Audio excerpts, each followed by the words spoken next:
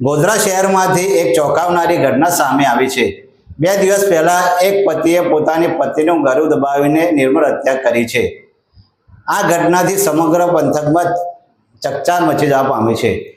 ગોધરા શહેરમાં 2 દિવસ પહેલા એક દુઃખદ ઘટના બની હતી, જેમાં પતિએ પોતાની પત્નીને નિર્મમ હત્યા કરી નાખી હોવાનો ખુલાસો થયો છે। પોસ્ટમોર્ટમ રિપોર્ટમાં સ્પષ્ટ થયું છે કે મહિલાનું મૃત્યુ ગળું દબાવવાથી થયું હતું। પોલીસે આ મામલે આરોપી પતિની ધરપકડ કરી લીધી છે અને તપાસ શરૂ કરી છે। પ્રાથમિક તપાસમાં જાણવા મળ્યું છે કે પતિ પત્ની વચ્ચે ઘરેલું વિવાદ ચાલી રહ્યો હતો, જે આ ઘટનાનું કારણ બન્યું હોવાનું માનવામાં આવે છે। પોલીસ સૂત્રોના જણાવ્યા અનુસાર આરોપીએ પત્ની પર શંકા અને વારંવારના ઝઘડાઓના કારણે આવેશમાં આવીને આ ગુનો આચર્યો હોવાની આશંકા છે। ગોધરા પોલીસે ઘટનાની ગંભીરતાને ધ્યાનમાં રાખીને તાત્કાલિક કાર્યવાહી હાથ ધરી છે। આરોપી પતિની ધરપકડ બાદ તેની પૂછપરછ ચાલુ છે અને પોલીસ અન્ય સંભવિત કારણોની પણ તપાસ કરી રહી છે। સ્થાનિક લોકોમાં આ ઘટનાને લઈને ભારે આઘાત અને ચર્ચા જોવા મળી રહી છે।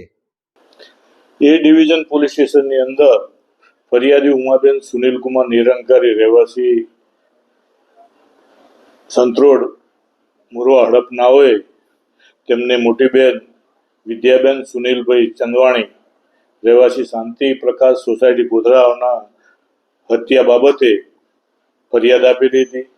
એ ફરિયાદની વિગત એવી છે કે આ ઉમાબેન ને મોટા બેન વિદ્યાબેન સુનિલભાઈ, જેમના લગ્ન શાંતિ પ્રકાશ સોસાયટી ખાતે રહેતા સુનિલ દેવેન્દ્રદાસ ચંદવાણી સાથે આજથી 24 વર્ષ પહેલા થયેલા હતા અને કેટલાક સમયથી આ બંને પતિ પત્ની વચ્ચે ખટરાક ચાલતો હતો અને મરણ જનાર વિદ્યાબેનના પતિ સુનિલ કુમારનાઓ વિદ્યાબેન ઉપર અનેક કોઈ બીજી વ્યક્તિઓ સાથે આડા સંબંધ રાખતા હોવાનો શક વેમ રાખી અને અવારનવાર ઝઘડો કરતા હતા અને જેના કારણે બંનેના સામાજિક પ્રસંગોની અંદર પણ ઉપસ્થિત પ્રશ્નો થતા હતા અને આ બાબતે ઉમાબેન તેની બહેનને શાંતિથી જીવન ગુજારવા માટે પણ અવારનવાર સલાહ આપતા હતા।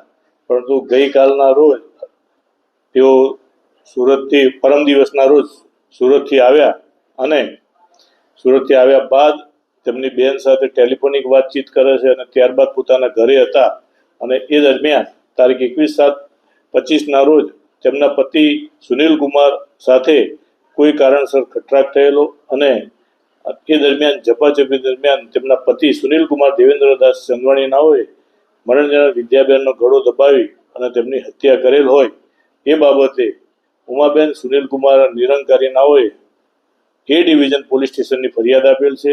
આ ગુનાના કામે આરોપી સુનિલ કુમાર દેવેન્દ્રદાસ ચંદવાણીને અટક કરવામાં આવેલ છે। હાલ તપાસ ચાલુ છે।